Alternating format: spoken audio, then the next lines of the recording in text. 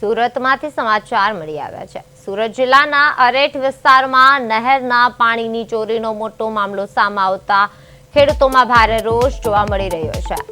Karanj વાલેસા minor canal પરથી ગેરકાયદેસર રીતે પાણી ખેંચવા માટે મૂકવામાં આવેલી મોટરો અને પાઇપલાઇન સામે સિંચાઈ વિભાગે કાર્યવાહી હાથ ધરી છે। ખેડૂતોના આક્ષેપ મુજબ કેટલાક ઔદ્યોગિક એકમો અને રહેણાંક કોલોનીઓ દ્વારા નહેરમાં સબમર્સિબલ પંપ મૂકી પાણીની ચોરી કરવામાં આવતી હતી, જેના કારણે છેવાડાના ખેડૂતો સુધી પૂરતું સિંચાઈનું પાણી પહોંચી શક્યું ન હતું। છેલ્લા 2-3 વર્ષથી ખેડૂતો પાણીની સમસ્યાનો સામનો કરી રહ્યા છે। સ્થાનિક જાગૃત નાગરિકની રજૂઆત બાદ તડકેશ્વર સિંચાઈ વિભાગ હરકતમાં આવ્યો અને સ્થળ પર તપાસ હાથ ધરી હતી। તપાસ દરમિયાન ગેરકાયદેસર કનેક્શન મળી આવતા વિભાગે આશરે 10 જેટલી મોટરો અને પાઇપલાઇન કબજે કરી કાર્યવાહી કરી હતી।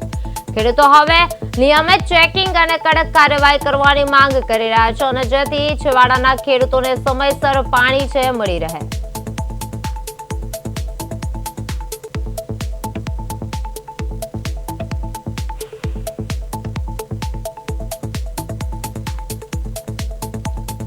અમે વર્ષોથી બાપ દાદા વખત ખેતી કરતા છીએ અને અમારે પાણીની સમસ્યા બહુ મોટી છે આ વિસ્તારમાં, ને પાછો અત્યારે ઉનાળો ચાલે છે અને ખેડૂતોને પાસના નીચાણવાળા વિસ્તારમાં પાણીની ખૂબ મોટા પ્રમાણમાં તકલીફ રહી છે। અમે ખેતર માટે સવારે પાણી માટે અહીં હેરિંગ કરવા માટે આવીએ નહેર પર, એટલે અમને ઘણી મોટરો જોવામાં આવી નહેર પર, એટલે મેં સિંચાઈ વિભાગને જાણ કરી કે સાહેબ આ રીતના 2 નંબરમાં ભૂતિયા કનેક્શનનો પાણી ચાલે છે, એટલે તમે તમારા માણસોને મોકલીને તાત્કાલિક અહીં કનેક્શનો કપાવી નાખો બધા। આજે ઘણા સમય થયા અમને પાણી જે ખેતીવાડીની અંદર જોઈએ એ પૂરતા પ્રમાણમાં પુરવઠો મળતો નથી।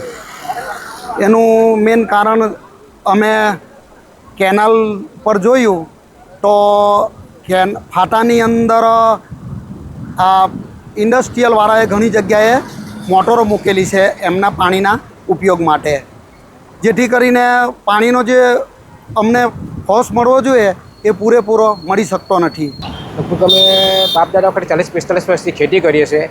પાણીની મળે તો અમારો પાક સુકાઈ જાય છે, અમને નુકસાન થાય છે, અમને ખોટ આવે છે, અમને કોઈ ખેડૂતો કંઈ વળતર જ નથી મળતું એમ અમે વારંવાર રજૂઆત કરી છે, નહેર ખાતામાં લોકો સાંભળતા નથી।